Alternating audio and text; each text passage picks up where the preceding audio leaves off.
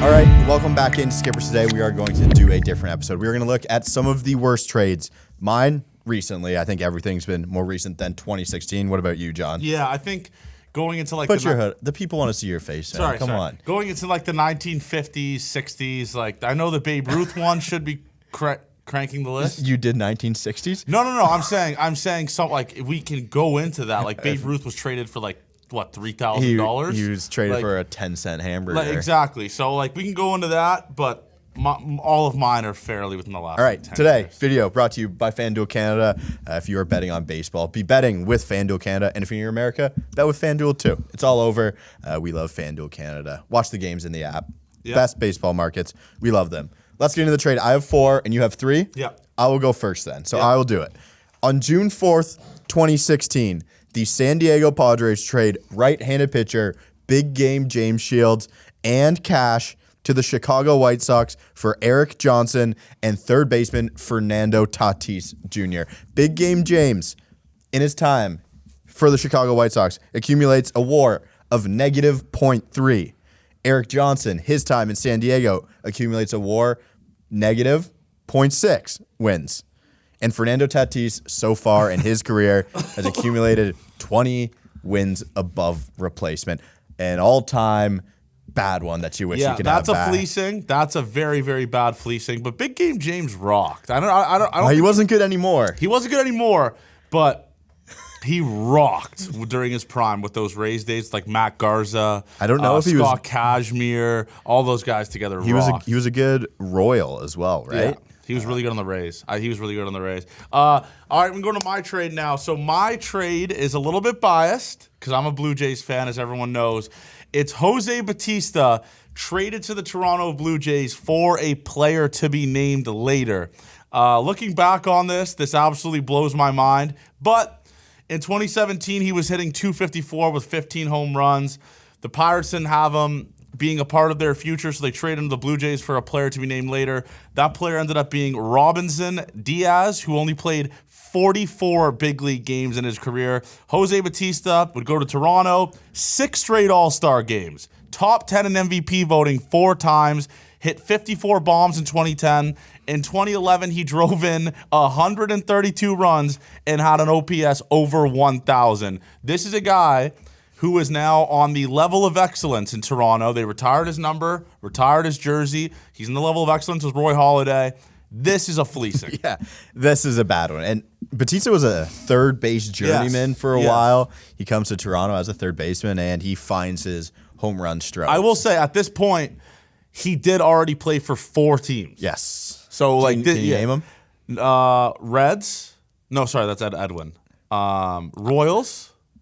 I only know Baltimore and Pittsburgh are the only 2 that I know. I tried to put you on the spot. We've tried to play a little I'm trying game. to think he played for the Royals. I swear he did.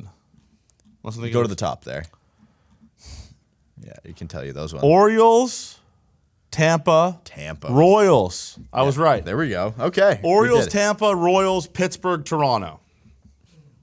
And then a bunch of teams after that, too. A lot of teams after that. But, yeah, obviously the GOAT, Toronto Blue Jays GOAT, I think some may argue, maybe not named Joe Carter or Roy Halladay, but what a deal. Imagine being Robinson Diaz and you got traded for Jose Bautista, albeit he did change his stance drastically with a leg kick that he, I think, learned from Josh Donaldson, or the other way around. He was doing it before JD. Yeah. So he was wearing the black jersey. Yeah. So this is that's a good trade. This is the GOAT. As a Blue Jays fan, on August 1st, 2016, the Houston Astros trade right-handed pitcher reliever Josh Fields to the Los Angeles Dodgers for first baseman Yordan Alvarez. Josh Fields was good, like a good pitcher. I don't think he was good after that trade. No, he was good for LA. He had about 2 wins above replacement. Oh, he did? As a reliever. Okay. Pretty good reliever, Josh Fields. But it's Yordan, though. And Yordan Alvarez in his time with the Houston Astros has a 18.8. Wait, what happened at Josh Fields? Because, I mean, his last 3 seasons, 2.79 ERA, 2.84, then 2.20, then he just never played again. That's the question we should have answered. He retired on the lowest ERA of his career. How old was he that last year? 32. Something had to have gone. He retired having the lowest ERA of his career? Josh Fields is good. There was no nothing about that. Yeah, I'm sure there might be some injury news mixed in there as well. Or injuries. Yeah, injuries. It's too bad, but a very funny trade because Yordan was just in the complex league, I believe. A very young player at this time, and they thought it was a nothing burger. Turns out to bite you in the ass there. Yeah. That's anytime you can look back and be like, we could have had one of the best power hitters in baseball on our team, and we well now they have Freddie Freeman and Shohei. They're fine. Got Freeman, Shohei, Mookie. Yeah, they're Teoscar. They'll be okay. You know what? They'll be okay. Yeah, they'll be fine. So. It's good to see the good guys lose every once in a while. But this next trade I've been seeing all over TikTok because this goes to show you that Derek Jeter was a crumb bum general manager. Yeah, he was. The Marlins traded Christian Yelich to the Milwaukee Brewers and got Lewis Brinson, Isan Diaz, Monty Harrison, and Jordan Yamamoto. Not one of these guys became a big leaguer. The only guy that became a big leaguer was Brinson, who was the main prospect in the trade. He had 47 at-bats throughout his entire big league career and hit 106. 106. One of these players, I believe it is Monte Harris, right, Avery, is now playing college football. He just committed to Arkansas, I believe. As a guy who was scouted in 2014 to play football. He is a 2014 grad, now playing for the University of Arkansas as a wide receiver. As we all know, with Christian Yelich, became one of the best baseball players in the game. Won MVP in 2018, led the league in batting average, slugging percentage, OPS in 2018 and 2019. The guy was an absolute freak. Here's another tidbit.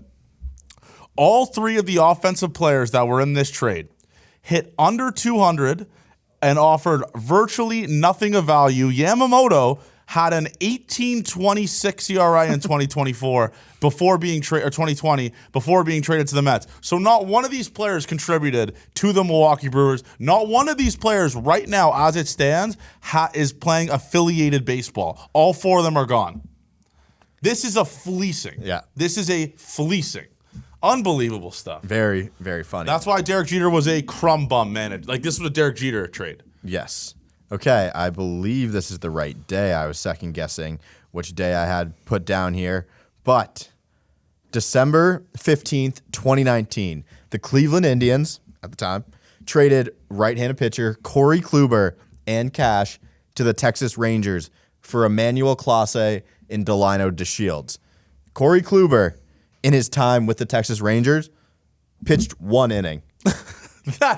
Corey Kluber pitched one inning in the 2020 season for the Texas Rangers. And Delino DeShields, 0 wins above replacement. I think he had 100 and something at-bats that season for Cleveland. So not a big thing. But Emmanuel Clase, as a reliever, 7.4 wins above replacement and 121 saves so far with the Cleveland Guardians. That is a fleecing.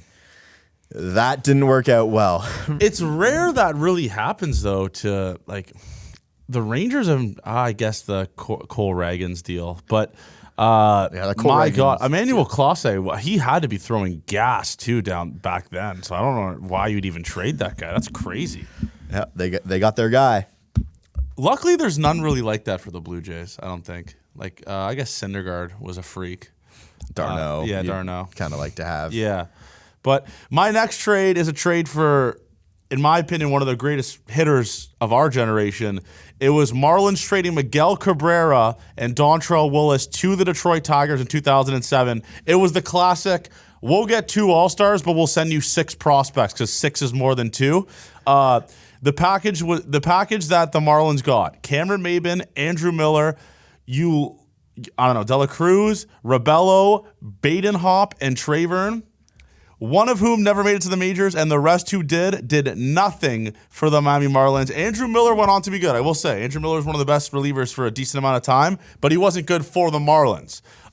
Cameron Maybin ended up going back to Detroit and hitting .315 for them in 2016. So they got him all the way back. Dontrell Willis, albeit, was very bad for the Detroit Tigers, was not good. Yep. But Miguel Cabrera became one of the greatest hitters, won a Triple Crown, MVPs, multiple batting titles. He went back-to-back MVPs. So this is an absolute travesty of a trade for the Miami Marlins, who seem to be on the receiving end of a lot of bad trades. And Miguel Cabrera will be going into the Hall of Fame with the Detroit Tiger. I don't think that's a hot take.